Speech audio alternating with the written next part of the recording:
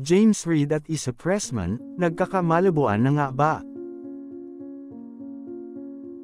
Trending ngayon ang mga kumakalat na balita sa mga social media networks, tungkol sa di umano'y estado ng relasyon ng aktor na si James Reid at Issa Pressman.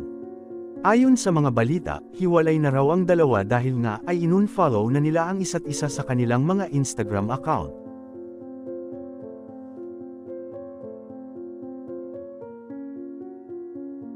Despite sa kanilang mga napaka-sweet na moments lately ay tila tinuldukan na ng dalawa ang kanilang relasyon.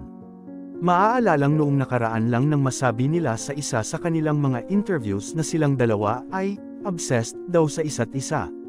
At talagang napaka-sweet ng kanilang mga public appearance.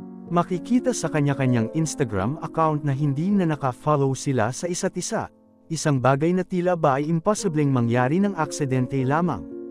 Lalo na pag kayo ay celebrity dahil marami ang nakaabang sa inyong mga galaw at lahat ay maaring mabigyan ng maling kahulugan lalo na sa panahon ngayon.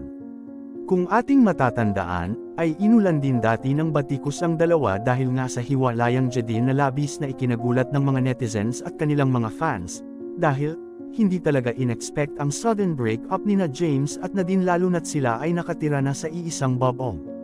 Laking gulat na lang ng lahat nang malamang may involvement pala ng third party. At ito ay walang iba kundi ang kapatid ni Yassi Pressman na si Issa na kasama rin sa mga talents ni hinahandle ni James sa kanilang company. Hindi pa naman malinaw ang mga detalye kung ano nga ba ang tunay na dahilan ng pag-unfollow ng dalawa sa isa't isa ngunit maaring may katotohanan ang mga haka-hakang ito. Isa rin sa mga tanong ng mga netizens ay ang patuloy na pag-follow ni James Reid sa kanyang ex-girlfriend na si Nadine Lustre, despite being separated already. Hati naman ang opinyon ng mga netizens tungkol dito, narito ang ilan sa kanila.